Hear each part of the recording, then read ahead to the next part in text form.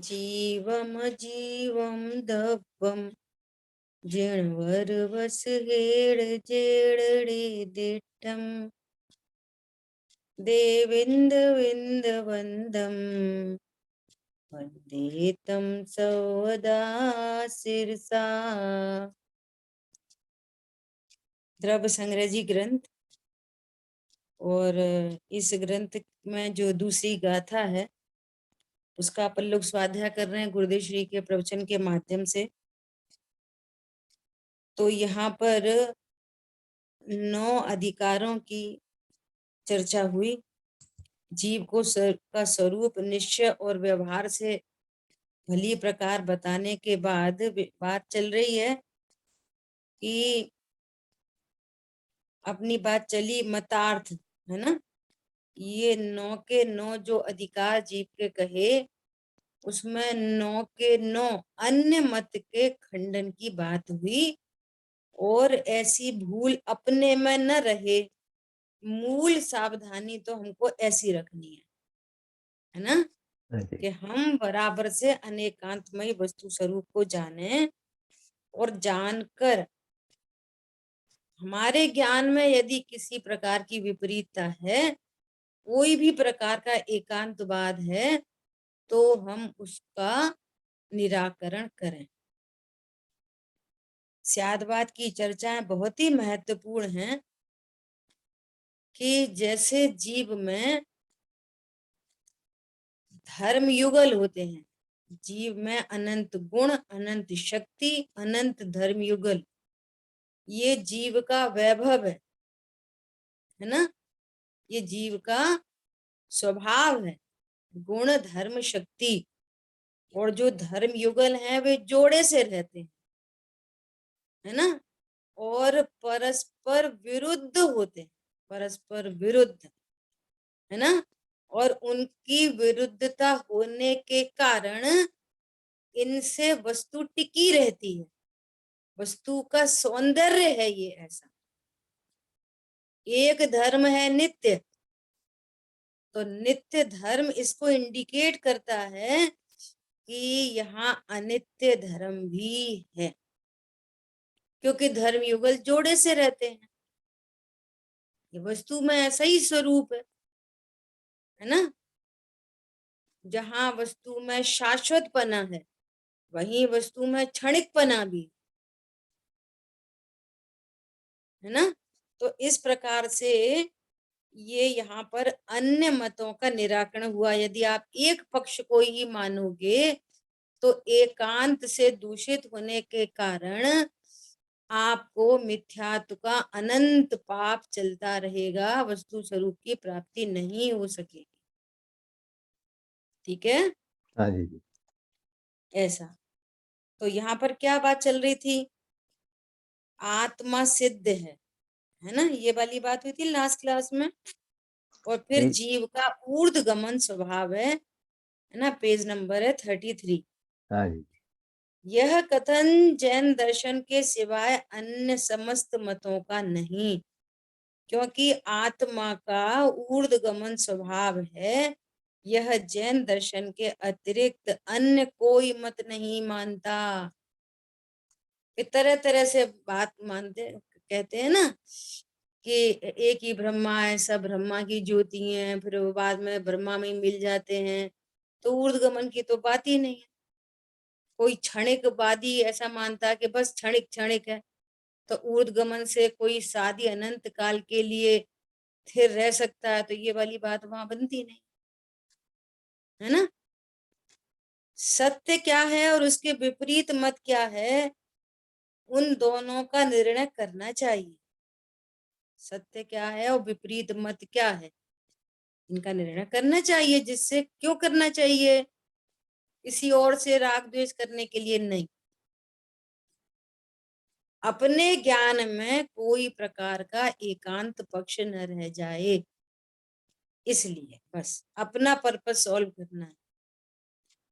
चौथा भेद आगमार्थ है। यह वह तो दीदी शास्त्र से दीदी यहाँ तो ये भी खचित हो सकता है हम्म। कि इस बात से क्रमबद्ध का भी निर्णय हो जाता है। देखिए, हाँ। यहाँ तर्क डिफरेंट प्रकार के तर्क बताते हैं और ज्ञान हम्म। तर्क के सामने झुक जाता है। यदि कोई व्यक्ति ने कुछ तर्क समझे, अन्य मति के तर्क जाने, वो तर्क समझ के वो कन्विंस हो गया, उसका ज्ञान वहां झुक गया और वो ये धर्म को मानने लगा, तो उसका मतलब ये है कि उसके परिणति की योग्यता ही ऐसी थी, उसके ज्ञान का उदय ही ऐसा था, उसका क्रमिक। सो इस तरह से इसलिए भाव तो यहाँ यही दर्शित होता है कि जो जिनवाणी हमें मिल गई है, ये कितना महान भाग्य का उदय है, क्योंकि हमारा तर्क यहाँ झुक रहा है। इसलिए इसे इसे बहुत धन्यता होती है कि ये स्वरूप बराबर। कैसी सहजता से हमें मिल गया है। तो ये भाव आया जी। बहुत बढ़िया। अभी एक परसों नरसों वीर सागर जी भाई साहब क्लास में एक बात आई थी, इतनी गजब की बात, पता है? समंत्र भद्र आचार्य देव कहते हैं, हे प्रभु, मैं तो पहले अभद्र था, नहीं, हाँ, अभद्र था पहले मैं तो, और अब आपका जिन शासन पाकर, आपकी स्यादवादमयी वाणी पाकर मैं समंत भद्र हो गया। समझ आ रही बात? ओहो प्रभु, मेरा कैसा महान पुण्य का उदय है कि मैं आपके शासन में जन्मा। हमारे नायक आप हैं, आप हमारे लीडर हैं। ये हमारे लिए इतना महान उदय है। और वे जीव कैसे हैं कि जो आपके शासन से, आपके लीडरशिप से बाहर हैं। समझ आ रही बात?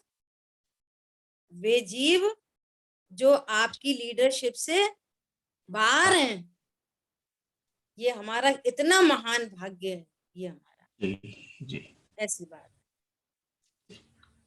है ना। देखो आगे क्या कह रहे हैं, चौथा भेद आगमार्थ है, वह तो शास्त्र से प्रसिद्ध है।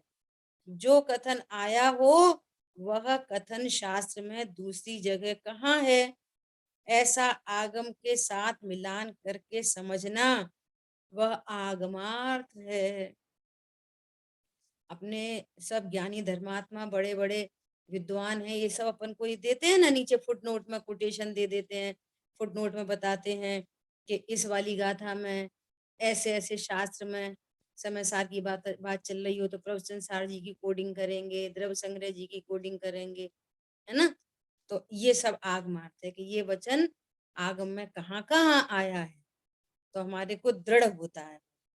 अब सबसे इम्पोर्टेंट क्या है, पांचवा भेद भावार्थ। ये चार बातें तो हमने जान ली, लेकिन अगर यदि हम भावार्थ तक नहीं पहुंचे तो फिर बात नहीं बनेगी। देखो क्या बोल रहे हैं, शब्दार्थ नयार्थ वगैरह जानकर बाद में उसका आशय क्या है। हम्म। जीव को कहा कि जीव नित्य है, न जन्मता है न मरता। तो इसका आशय क्या है? अरे क्या ये मनुष्यपना कोई शाश्वत है? अभी आयु पूर्ण हो जाएगी। इस कथन का क्या आशय है? अब सुनने में यदि ऐसा अनेकांतमयी वस्तु और स्यादवाद स्वरूप नहीं जाना जाए तो दोनों विरोधी बातें हो गई। एक कह रहे हैं कि तुम शाश्वत हो और एक कह रहे हैं कि तुम राजा राणा छत्रपति हातिन के असवार, मरना सबको एक दिन, अपनी अपनी बात। तो दोनों विरोधी भाषित होते हैं, लेकिन स्यादवाद से निर्णय किया जाए तो उसका भावार्थ निकल के आता है। आ रही बात समझ में? हाँ जी। तुम शाश्वत हो, इसका अर्थ है कि को परिणति निश्चिंत हो गई, निर्भर हो गई, पर पदार्थों को अपना नहीं जानती, ये सब क्षणिक हैं, ये उत्पन्न हुए हैं, नाश हुए हैं, मैं शाश्वत हूँ। मनुष्य पर्याय, मनुष्य की यह हाँ, पर्याय है। मनुष्य पर्याय से बात करेंगे तो पर्याय तो क्षणिक होती है। समझ आई बात? पर्याय कैसी है? क्षणिक है।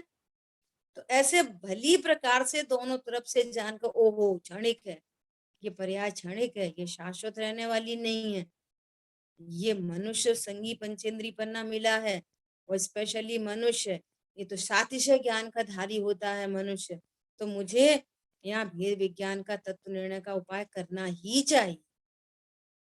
दोनों अपेक्षाएं फुलफिल हो। क्यों? क्योंकि मेरा जीवन तो अनंत है। यदि इस मनुष्य पर्याय में तत्व ज्ञान नहीं किया और जीवन अनंत है, मैं शाश्वत हूँ। मनुष्य मनुष्य पर्याय मिटने पर मैं तो नहीं मिटूंगा, और तत्व ज्ञान नहीं किया तो भव समुद्र में पता नहीं कहाँ गिरूंगा। तो देखो, शाश्वत पने का भी बोध हो रहा है और पर्याय की क्षणिकता का भी बोध हो रहा है। एक ही समय दोनों अंश विद्यमान है, दोनों विरोधी हैं। एक कह रहा है शाश्वत और एक देख रहा है क्षणिक। वस्तु में ये दोनों चीजें एक साथ हैं, और जिससे वस्तु पूरी होती, ये वस्तु का सौंदर्य है। बहुत इंपॉर्टेंट बात है। समझ आ रही बात? बोलो, जैसे ये पेन है तो क्या बोलेंगे? ये पेन नित्य है कि अनित्य है? उद्गल बोलो, ये पेन नित्य है कि अनित्य है? उद्गल की अपेक्षा नित्य और पेन की अपेक्षा तो नित्य अनित्य। नित्य भी है और अनित्य भी है। हाँ, ये नित्य नित्य नित्यात्मक है ये पेन। वस्तु को वस्तुपने से देखो, ये पेन तो नित्य नित्यात्मक है। अब हम इसको अनित्य एंगल से भी देख सकते हैं और नित्य एंगल से भी देख सकते हैं। अब लेकिन वस्तु तो नित्य नित्यात्मक, ये हमारे देखने का नजरिया, ये हमारा कथन पद्धति है कि कभी इसकी नित्यता की बात करें, कभी इसकी अनित्यता की बात करें। लेकिन दोनों अंश वस्तु में एक ही समान, एक ही समय में, बिना मुख्य गौड़ के विद्यमान एक साथ, बिना मुख्य गौड़ के विद्यमान एक साथ। पिछली क्लास में भी चर्चा आई थी। द्रव्य स्वभाव मजबूत अंश है और पर्याय स्वभाव कमजोर अंश है, ऐसा नहीं। वस्तु में दोनों समान रूप से रहते हैं, जिससे वस्तु टिकी रहती है। समझ आई बात? अभी कहने वाला कोई ऐसा बोल सकता है ये पेन तो क्या है, अनित्य है, तो कहेंगे कहाँ है अनित्य? इसको तो 15 दिन हो गए, तो ऐसा ही दिख रहा है। तो क्षणिक को मुख्य करने वाला क्या बोल सकता है? मुख्य करने वाला और सर्वथा क्षणिक वाला भी ऐसा बोल सकता है, अरे ये हमारी ज्ञान इतना शार्प नहीं है कि हम इसकी अनित्यता को देख सकें, परंतु उसमें परिणमन सदाकाल हो रहा। समझ आ रही बात? और परिणमन होने पर भी पेन पेन बना हुआ, वो उसकी नित्यता। स्थूल दृष्टांत है ये। आ रही बात समझ में? वस्तु स्वरूप ऐसी बताना पड़ेगा। वस्तु कैसी है? नित्य अनित्यात्मक। वस्तु कैसी है? भेद अभेदात्मक। वस्तु तो परिपूर्ण, वस्तु तो उत्पाद व ध्रुव युक्तम सत है। ठीक है? ऐसा। अब देखो कितनी गजब की बात कह रहे हैं। सब जानकर शुद्ध ज्ञायक चैतन्य भाव वही उपादेय है और अन्य सब हेय है। देखो, ये भावार्थ है। हर गाथा टीका प्रवचन में कहां तक जाना? भावार्थ तक जाना। समझ आ रही बात? किधर तक जाना? भावार्थ को। भावार्थ क्या है? कि शुद्ध ज्ञायक चैतन्य भाव वही उपादेय है, अन्य सब हेय है। ज्ञान तो सबका करे, परंतु ज्ञान करके उसमें से ऐसा आशय निकाले कि मेरे लिए शुद्ध चिदानंद स्वभाव ही आदरणीय है और अन्य सब हे हैं, छोड़ने योग्य हैं, ऐसा शास्त्र का भावार्थ है। अब छोड़ने योग्य समथिंग टू डू नहीं, छोड़ने योग्य मतलब ये उपादेय नहीं, बस सीधा सीधा उपादेय नहीं, अर्थात इसके आश्रय से, इसका लक्ष्य करने से सुखी नहीं हुआ जा सकता, इतना इसका अर्थ है छोड़ना, अर्थात उसका लक्ष्य छोड़ना, उस रूप अनुभव करना छोड़ना। ये छोड़ना ज्ञान के लिए इंडिकेशन है, न कि चारित्र के लिए, न कि किसी क्रिया के लिए। ये बहुत इंपॉर्टेंट बात है। क्या बोला? छोड़ना मतलब क्या? छोड़ देना, बोलो। ज्ञान में क्या? छोड़ना। छोड़ सकते ज्ञान में नहीं है तो। छोड़ना, ज्ञान में उसके प्रति एनी कनेक्शन छोड़ देना, हाँ जी, ये है छोड़ने मान्यता, का भाव। मान्यता में कि मेरे नहीं है। ज्ञान में, ज्ञान राइट डिसीजन करेगा हम्म, तो मान्यता सुधर जाएगी, हाँ जी, राइट डिसीजन होने पर मान्यता सुधर जाएगी। मेरे लिए तो, मेरा तो एक गायक भाव, दूसरों न कोई, बस। अन्य सब गे बनेंगे ज्ञान में, पत्नी दुकान मकान बच्चे गे बनेंगे, देवशास्त्र गुरु गे बनेंगे, परंतु इनके लक्ष्य से सुखी नहीं हुआ जा सकता। इसका मतलब है कि ये अन्य सब हेय हैं, कोई घृणा करने लायक हैं, कोई छोड़ने लायक हैं, कोई आंख बंद करने लायक है, ये कोई मैटर नहीं। समझ आ गई बात? छोड़ने योग्य है मतलब उनको सुख रूप जानना, इनके लक्ष्य से सुखी हो सकते हैं, ऐसी अज्ञानता छोड़ने योग्य है। छोड़ने का ये भाव है। हे का डायरेक्ट भाव क्या है? उपादेय नहीं। ठीक है, क्लियर है? हमारे हाथ पैर आंख कान नाक सब कौन है? ज्ञान।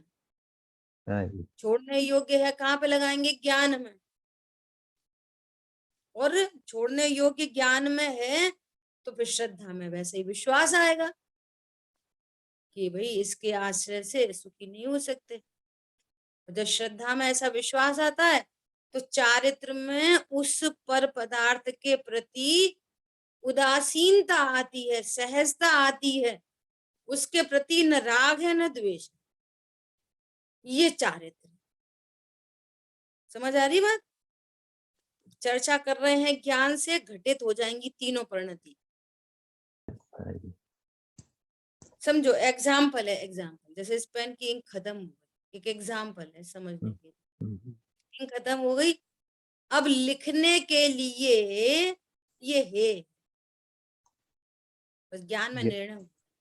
योग्य नहीं लिखने के अब लिए। हमारे हमारे लिखने के ये कुछ काम का नहीं रहा, हाँ जी, काम का नहीं है, और ज्ञान में निर्णय हुआ, श्रद्धा में विश्वास हुआ।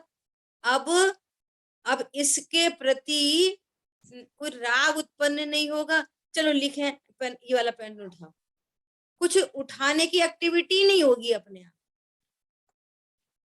और न द्वेष होएगा। ये चारित्र की परिणति में ऐसा काम बन जाए। पता चल गया कि इसमें करंट है, बिजली में करंट है, ऐसे ज्ञान होते से ही ज्ञान श्रद्धा चार तीनों में छूट गया, हाँ जी, ऐसा विश्वास हो गया, और अब उसको छुएंगे नहीं। तो दृष्टांत में तो ऐसा कहेंगे कि पेन उठाएंगे नहीं, करंट को छुएंगे नहीं। सिद्धांत में क्या करेंगे? सिद्धांत में कुछ करने धरने की बात ही नहीं है। समझ आई बात? उस पर पदार्थ के प्रति राग द्वेष उत्पन्न नहीं होते, और अपने मैं, मेरे लिए मैं ही उपादेय हूं, तो परिणति स्वभाव की ओर स्थिर होती है, और स्थिरता से राग द्वेष उत्पन्न नहीं होते, और वीतरागता उत्पन्न हो जाती। ये पूरी घटना घटित होती। आ गई समझ में? दीदी छोड़ना और गौण करना भिन्न है इस तरह से। हाँ, छोड़ना और स्वरूप जानकर गौण करना, क्योंकि क्योंकि द्रव्य गुण पर्याय उत्पाद व द्रव्य युक्तम सत, सत्ता वस्तु स्वरूप वस्तु सदा ही ऐसी रहने वाली है, निगोद से लेकर सिद्ध अवस्था तक। है ना। और जब ये पता चलता है कि पर्याय के आश्रय से सुखी नहीं हुआ जा सकता, और जीव को तो पर्याय का ही लक्ष्य अनादि से, शाश्वत देव को तो जानता ही नहीं। अब यहाँ स्वाध्याय के माध्यम से शाश्वत देव का पता चला। तो ऐसा नहीं है कि पर्याय को छोड़ दो, हटा दो, फेंक दो। वो तो उत्पाद व द्रव्य युक्तम सदा ही रहेगा, वस्तु स्वरूप ऐसा है, द्रव्य गुण पर्यायमयी वस्तु। तो ज्ञान उन उत्पन्न होते हुए विकार को, पर्याय में उत्पन्न होने वाले विकार को, पर्याय में होने वाले भेद को, गुण भेद को गौड़ करके द्रव्य स्वभाव का आश्रय करता है। और पर्याय कहाँ चली गई? कहीं नहीं चली गई। वो पर्याय में विकार था, वो मिट के और पर्याय में सम्यकपना प्रकट हो गया।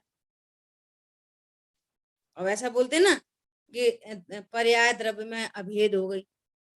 तो कोई द्रव्य पर्याय में चली गई, पर्याय द्रव्य पर्याय में आ गया, पर्याय द्रव्य में कुछ नहीं होता। सब वस्तु स्वरूप वहीं के वहीं विद्यमान है। अभेद हो गई मतलब कि वो क्षणिक पर्याय, अनित्य पर्याय अपने को नित्य अनुभव करती है। इसका नाम है द्रव्य से अभेद हो गई। आ गई बात समझ में? वो लड़की शादी होने पर अपने को उस घर का, अपने अपने पति जैसा अपने को अनुभव करती है। इसका मतलब है कि लड़की अब अपने परिवार में अभेद हो गई। और लड़का लड़की एक थोड़ी हो गए। समझ आ रही बात? ऐसे समझने की बात है। किंतु पहले जाने, देखो जाने बिना कुछ नहीं हो सकता। सच्ची समझ का नाम धर्म है। किंतु पहले जाने। भाई साहब बहुत बोल रहे थे, अब कहते हैं भैया विश्वास करो, माने तो सही, माने तो सही। मान्यता सीधी करनी है, कुछ नहीं करना, बस मान्यता उलटनी है। एक बार तू उलट जा, मान्यता उलटनी है। भैया जाने बिना मान्यता कैसे सीधी होगी? इसलिए भली प्रकार से जानना, पूरा फोर्स जानने पर। और वो दोनों फॉलोअर हैं उसके। ऐसा कभी नहीं होता कि ज्ञान हो जाए और श्रद्धा नहीं हो, और श्रद्धा हो जाए और आनंद नहीं। ऐसा कभी नहीं होता। अविनाभावी है। पंडित साहब बोलते हैं अकेले ज्ञान से क्या होता, अकेले ज्ञान से होता। भैया ज्ञान कभी अकेला होता ही नहीं। ज्ञान सुख का अविनाभावी होता ही है। जहाँ ज्ञान है वहां सुख है। कभी ज्ञान अकेला नहीं होता। जहाँ अज्ञान है वहां दुख है। अज्ञान का अविनाभावी दुख है। समझ आ रही बात? अज्ञान का अविनाभावी कौन है? दुख। सम्यक ज्ञान का अविनाभावी सुख। अकेले ज्ञान से क्या होता है? कि अकेला ज्ञान होता ही नहीं। होता नहीं अकेला। ऐसा तो क्या बोल रहे हैं? किंतु पहले जाने तो बाद में उसमें हे उपादेय समझे ना। जाने ही नहीं तो हे उपादेय कहाँ से समझेगा? कहाँ से समझेगा? समझेगा कहाँ से? समझेगा नहीं समझ सकता। जीव क्या है, अजीव क्या है, आशा बंध क्या है, संवरण मोक्ष क्या है, जानेगा ही नहीं तो समझेगा कहाँ से? समझेगा ही नहीं तो श्रद्धा काय की होगी? तो श्रद्धा ही नहीं होगी तो स्थिरता कहाँ पर होगी? ऐसा जानने योग्य तो स्व और पर सभी हैं। स्व और पर सभी हैं जानने योग्य। तो जानने योग्य को यदि दादा की भाषा में बात करें तो जानने में आने योग्य। हम नहीं किसी को जानने जाते। अरे के सभी के फर्क पड़ गया ना। जो जानने में आने योग्य, हमें हमें जानने जाना है किसी को नहीं। सहज ही जो जानने में आ जाए, जानने में आने योग्य। स्व और पर सभी हैं। क्यों है स्व पर सभी? क्योंकि सबसे पहली बात, स्व पर प्रकाशक मेरा स्वरूप है। पहली बात, जब मेरा स्वरूप है तो स्वरूप का कार्य होगा। उसकी प्रयोजनभूत क्रिया होगी। मेरा स्वपर प्रकाशक मेरा स्वरूप है। एक बात हो गई। दूसरी बात, अन्य पदार्थों में और जीव में भी, दोनों में प्रमेयत्व नाम की शक्ति है। पर पदार्थों में जानने में आने की शक्ति है और मेरे में जानने की शक्ति है। समझ में आ रही है? और मेरे में जानने की शक्ति भी है और मेरे में जानने में आने की भी शक्ति है। मेरे में दो शक्ति है। मैं जानता भी हूं, जानने में आता भी हूं। और पर पदार्थों में अकेला जानने में आने की शक्ति है। समझ में आ रही है बात? बोलो। बहुत सुंदर जी। जी जी, प्रमेयत्व गुण सभी द्रव्य में है, बराबर। और मेरे मुझे लगता मेरे में प्रमेयत्व भी है और ज्ञान भी है। भी है, बराबर। और सुनना, द्रव्य सत गुण सत पर्यासत कहते हैं ना। द्रव्य भी जानने में आता है, गुण में भी प्रमेयत्व शक्ति द्रव्य में भी है, गुण में भी है, पर्याय में भी, सब में प्रमेयत्व शक्ति है। अरे और तो छोड़ो, विकारी पर्यायों में भी प्रमेयत्व शक्ति है। अभी तो वो दुख जानने में आ जाता, नहीं जानने में कैसे आता? लॉजिक है, हेतु। यदि पर्याय में प्रमेयत्व शक्ति नहीं होती, थोड़ी सी चर्चा करें, थोड़ा उपयोग लगा के सुनो सब लोग।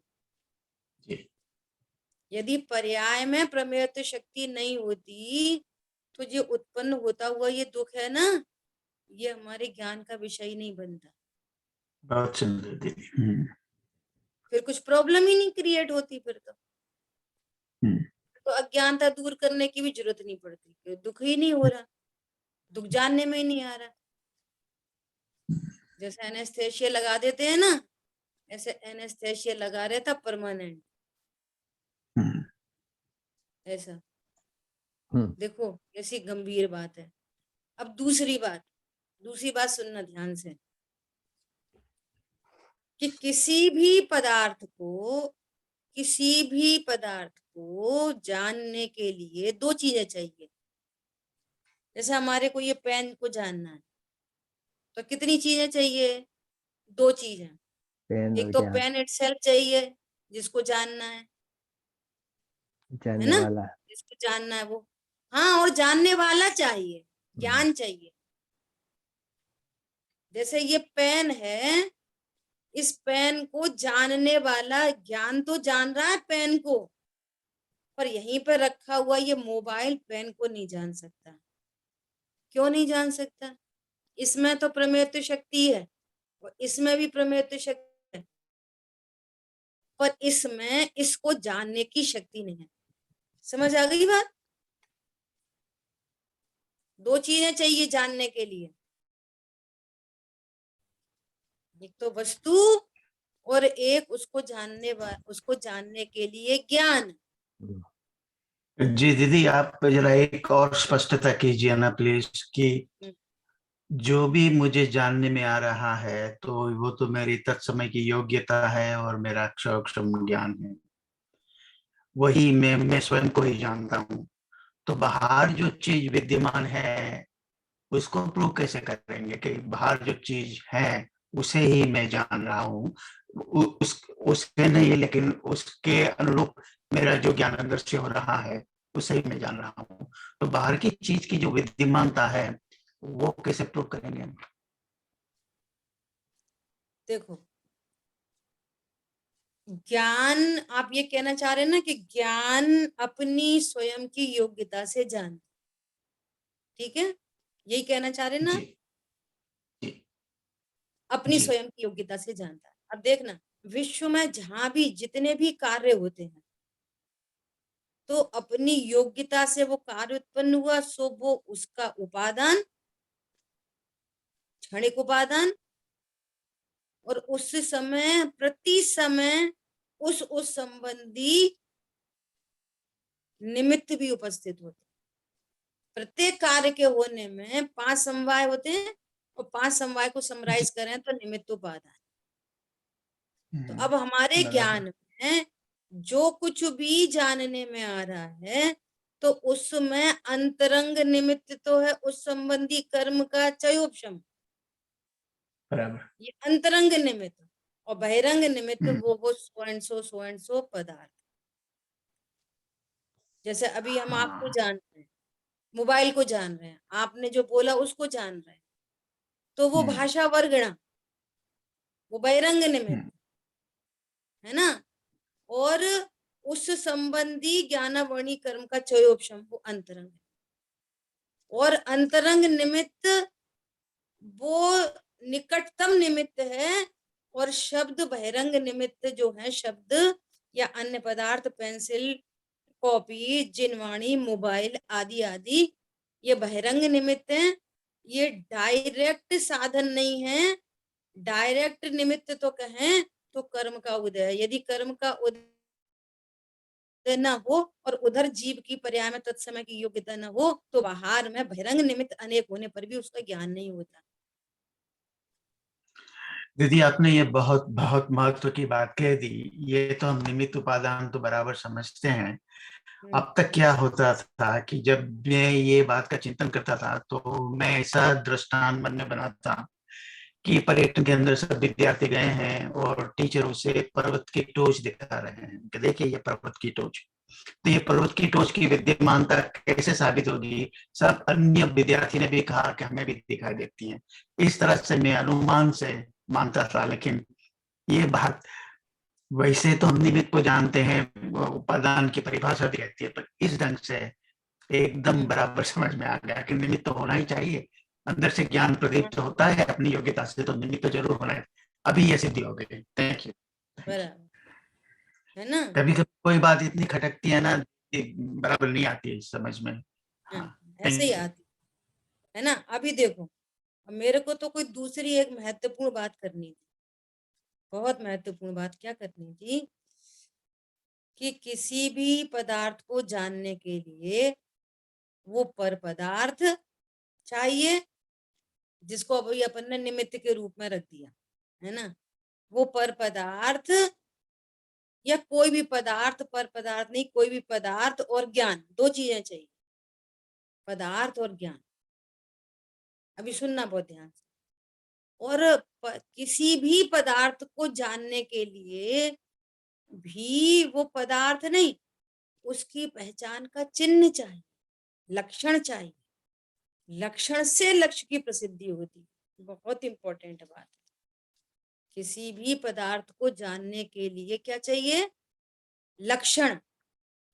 लक्षण जाने बिना लक्ष्य की प्राप्ति नहीं हो सकती। जिसके ज्ञान में लक्षण प्रसिद्ध है, उसके ज्ञान में ही लक्ष्य प्रसिद्ध हो सकता है। समझ आ गई बात? इसमें तो किसी को प्रॉब्लम नहीं, बहुत चर्चा हो चुकी है अपनी कईयों बार। और दूसरा ज्ञान चाहिए। दो चीजें हो गई, लक्षण, उस वस्तु का लक्षण, और ज्ञान। अब देखो, जीव के केस में कैसी अद्भुत बात है। जीव के केस में जानने वाला तो स्वयं ज्ञान, जानने वाला स्व को जाने कि पर को जाने, जाने वाला ज्ञान, ठीक है। और वो ज्ञान स्वयं ही लक्षण है। आत्मा का लक्षण है। हम्म, खुद ही तो जानने वाला है, और खुद ही लक्षण है, और खुद ही में प्रमेयत्व शक्ति है। देखो गजब की बात, ज्ञान में अपनी प्रमेयत्व शक्ति है। अपनी मतलब शक्ति तो एक ही होती है, वो सब में प्रमेयत्व रूप से फैली रहती है। जैसे विभुत्व शक्ति है ना, ऐसे। तो वो ज्ञान पर्याय भी प्रमेयत्व शक्ति के कारण जानने में आती है, और ज्ञान उसको जानता है, ज्ञान को ही। इसका अर्थ क्या हुआ? ज्ञान स्वयं से स्वयं को ही जानता है, ऐसा स्व प्रकाशन ज्ञान में होता है लक्षण का। और लक्षण के माध्यम से लक्ष्य प्रसिद्ध हो जाता है कि मैं जानने वाला हूं, अर्थात मैं भगवान आत्मा हूं। ऐसी घटना घटित होती है। ज्ञान वास्तव में स्वयं को ही जानता है, क्योंकि पर्याय व्यक्त होती है और द्रव्य अव्यक्त होता है। और उसी समय जब ज्ञान स्वयं से स्वयं को ही जान लेता है, दूसरी भाषा में बोलो, सर्व ज्ञेय तो एक समय भी खाली नहीं होता जिस समय ज्ञान में कोई ज्ञेय न बने। तो ज्ञेयों को गौड़ करता हुआ ज्ञान वहां पर एक ज्ञान के सामान्य पने को आविर्भाव करता है, और ज्ञेयत्व को गौड़ करके और मैं भगवान आत्मा हूं ऐसा जानता है। उसी समय अतीन्द्रिय आनंद उत्पन्न होता है, और आनंद वो चारित्र गुण की शुद्ध परिणति प्रकट हुई, और ज्ञान उस चारित्र गुण की परिणति को भी, उस परिणति में भी प्रमेयत्व शक्ति होने के कारण ज्ञान जैसे पूर्व में दुख को जान रहा था, उसी प्रकार ज्ञान सुख को भी जानता है, इक्वल टू सम्यक दर्शन की प्राप्ति होती है। समझ आ रही है बात? बहुत सूक्ष्म है ऐसी है। दीदी, बहुत अद्भुत तो क्या बोल बात रहे हैं है। यहाँ पर? हाँ, जानने में तो 100 और पर सभी हैं, किंतु उपादेय पने से तो एक शुद्ध चिदानंद स्वभाव ही है, अन्य सब हे हैं, ऐसा भावार्थ है। अब भाषा आएगी द्रव्य के एंगल से, ये वाली पूरी बात क्यों की कि भाषा आएगी द्रव्य के एंगल से, एक शुद्ध चिदानंद स्वभाव ही जानने योग्य है, परंतु चिदानंद स्वभाव त्रिकाली ध्रुव भगवान आत्मा लक्ष्य है, और उसका लक्षण ज्ञान है, और जानने वाला भी ज्ञान, और जिसको जानना है वो भी ज्ञान। तो वो ज्ञान स्वयं का ही आविर्भाव करता है, वो यहाँ मैं हूँ, लक्षण से लक्ष्य की प्रसिद्धि होती है। तो कह रहे हैं अन्य सब कुछ हे है, और ये एक शुद्ध चिदानंद ज्ञान स्वभाव ही उपादेय है, अर्थात एक पर्पस बन गया। क्या पर्पस बन गया? कि मैंने आज तक जानने वाले ने जानने वाले को नहीं जाना, और जो जानने में आ रहा है उसको जाना। इवन पर पदार्थ तो छोड़ो, अपनी ही पर्याय में उत्पन्न होने वाले विकार को भी जाना, कम ज्ञान ज्यादा ज्ञान को भी जाना, पर वो एक सहज सामान्य ज्ञान स्वभाव को नहीं जाना जो वस्तु की पहचान का चिन्ह है, और जानने वाले को नहीं जानना। इसलिए अब पर्पस मिल गया कि वो जानने में जो आ रहा है ना प्रति समय, इस जानने वाले को जानना ही उपादेय है। जो कुछ जानने में आ रहा है वो गौड़ करने लायक है। एक बार तो निर्णय करो कि जो जानने में आ रहा है उसको गौड़ करके देखो मैं जान रहा हूँ, इसका ही नाम सामायिक है। मैं यहाँ जानने वाला तत्व विराजमान। बहुत बढ़िया दीदी। दीदी तो आपने कहा कि कम ज्ञान ज्यादा ज्ञान को भी जान रहा हो, तो वो कैसे आप उसको कैसे अवॉइड करें? उसको ही तो हम जान रहे हैं। हाँ, उसको ऐसे अवॉइड करना है कि ये कम ज्ञान है, हम भूल जाते, हमें याद नहीं रहता। हमें तो बहुत याद रहता है, हमें तो एक बार सुन ले हम तो कभी नहीं भूलते।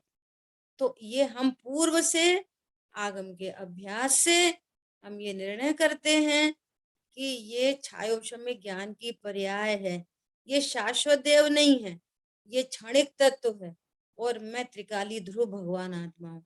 इस प्रकार कम ज्ञान ज्यादा ज्ञान गौड़ हो जाता है, और उसमें सहज ज्ञान स्वभाव मुख्य होकर भगवान आत्मा प्रसिद्ध हो जाता है। बोलो मैं कम जानने वाला हूँ कि ज्यादा जानने वाला? मैं रागी हूँ कि द्वेषी हूँ? अरे ये तो एक समय की पर्याय में होने वाला तीव्र मंद अधिक ज्यादा ये सब विकार ही भाव है, सब विकार है। ये मेरा शाश्वत स्वरूप नहीं है ना। और जहां ये पर्याय है वहीं उस पर्याय संबंधी गुण है, बिना गुण के कोई पर्याय नहीं होती। और जहां गुण है एक गुण, और हमने जिनवाणी से जाना है कि सारे गुण अविनाभावी रूप से एक साथ रहते हैं, और गुणों के पिंड को द्रव्य कहते हैं। इसका मतलब है कि पर्याय के को गौड़ किया, समस्त पर्याय को गौड़ किया और द्रव्य स्वभाव का आविर्भाव किया। बस अभिभाषा है किया किया की, और स्वरूप कैसा है कि निर्णय पूर्वक होता है। भाषा तो करने की ही आती है, ठीक है ऐसा। हाँ जी। तो जब जब क्या शरीर में कुछ होता है तो हम देखते हैं कि ये मुझ में नहीं, मुझे मात्र इसका ज्ञान हो रहा है। हम्म मैं मात्र उसको जानता हूँ। वो आप समझाइए। मैं पूरा हाँ, नहीं बोल पाती हूँ। मतलब यही है क्या कि देह में कुछ भी हुआ, समझे मच्छर काटा तो सेंसेशन हुआ नहीं हुआ, है ना, अपनी साइंस की भाषा में बोलो तो जानना हुआ ना मूल में। इसलिए वो क्या बोल रहे हैं वहां पे, अरे आबाल सभी गोपाल सुलभ सबको चिन्मय अभिराम। आबाल गोपाल सभी को अनुभूति स्वरूप भगवान आत्मा जानने में आ ही रहा है, परंतु इस जीव ने जानने वाले को गौड़ करके रखा है।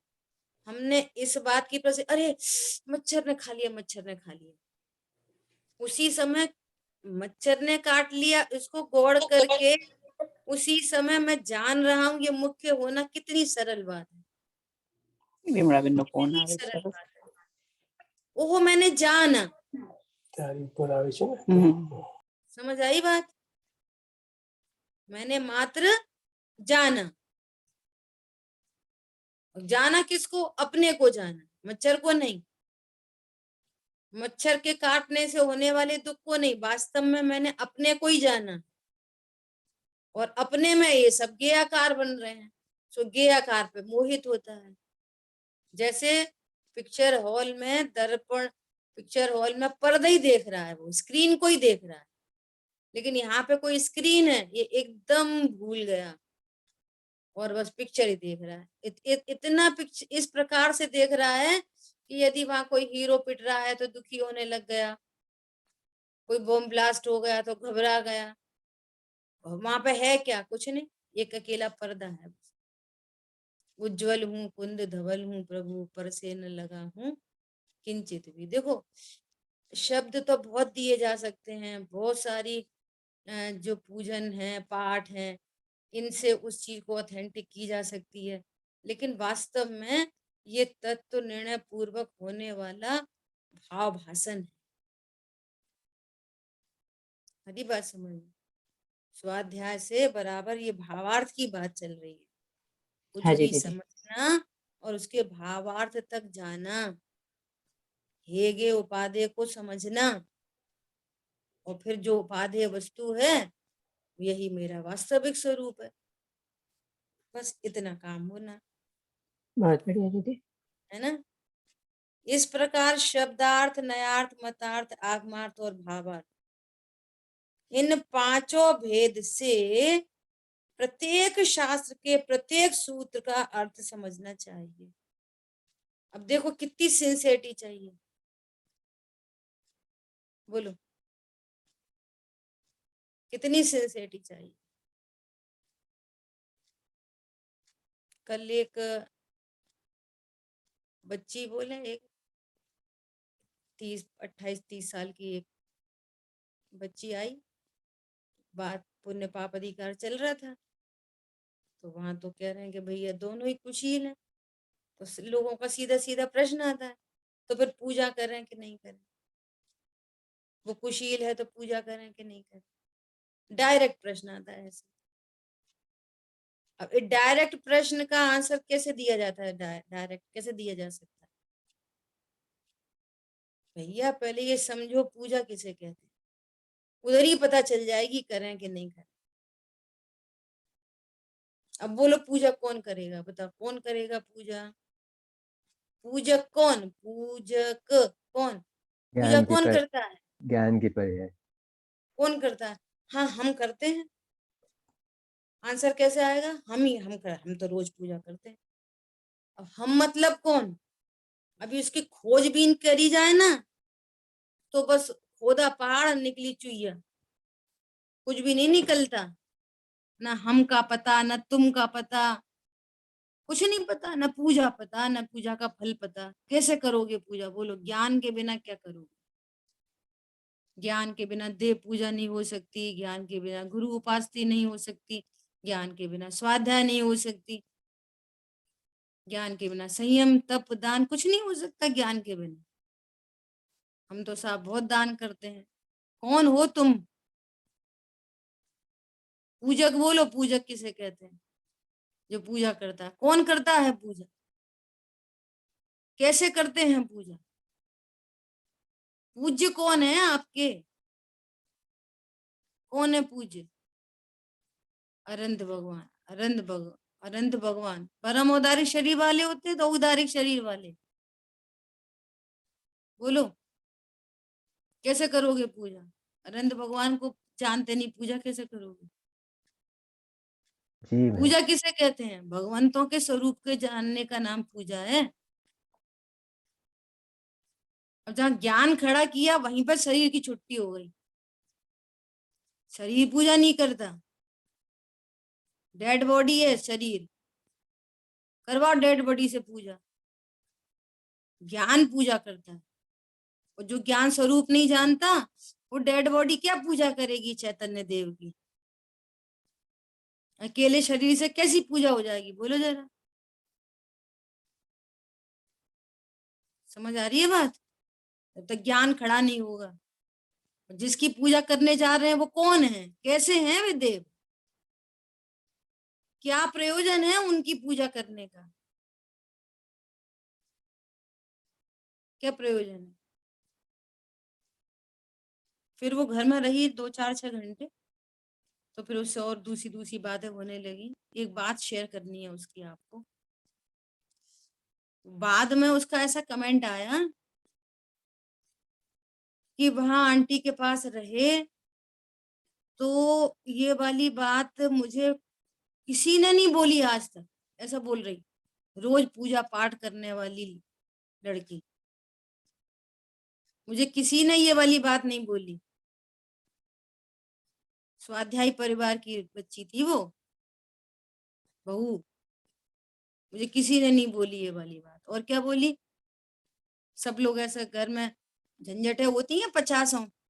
तो मैंने उसको ऐसा बोला, देखो आप अपनी तरफ से सही काम करो, कभी बड़ों की विराधना नहीं करो, आप किसी के बारे में विपरीत नहीं सोचो, इससे पाप बनता है। सामने वाले के बारे में अच्छा सोचने से पुण्य बनता है। तो वो बोली, मैं तो ये समझ रही थी कि खाली मंदिर जाने से पुण्य बनता है। अच्छा, घर गृहस्थी में रह के भी और अपने परिणाम सामने वाले के प्रति दया क्षमा के रखो, इससे भी पुण्य बनता है। हमें तो ये लगता था कि ये हमें तंग कर रहे हैं तो इनके प्रति ऐसा व्यवहार करो, ये हमें परेशान कर दे, इनके प्रति ऐसा व्यवहार करो। और फिर सारी दुनिया ये कहती है, अरे खुश रहो खुश रहो खुश रहो। ऐसे कैसे खुश रहा जा सकता था? मेरे पास तो क्वेश्चन मार्क था। पॉइंट समझ में आया? ये एग्जाम्पल क्यों दिया जा रहा है? सही समझ के बिना कुछ भी नहीं हो सकता, कुछ भी नहीं हो सकता। पाप तत्व क्या चीज है ये भी समझना पड़ेगा, पुण्य तत्व क्या चीज है ये भी समझना पड़ेगा, अजीब तत्व क्या है ये भी समझना होगा, जीव तत्व क्या है ये भी समझना होगा, जीव में भी द्रव्य गुण पर्याय का क्या स्वरूप है ये समझना होगा। बिना समझे क्या होगा? इतनी सिंसियरिटी से ये 5 पॉइंट्स लगाकर एक एक गाथा एक एक सूत्र को समझना चाहिए। इतनी सिंसियरिटी की बात है ये। ओ टाइम तो बहुत हो गया, सॉरी, किसी ने बताया भी नहीं। चलिए शेष चर्चा आगे करेंगे। जिन वाणी के ज्ञान से सूझे लोकालोक, सो वाणी मस्तक नमो सदा दे तुम लोग। बोलिए द्वाशामयी जिनवाणी माता की जय। जय जय हो। जय। जय जय जिनेन्द्र। જય જિનેન્દ્ર દીદી, જય જિનેન્દ્ર બધાને.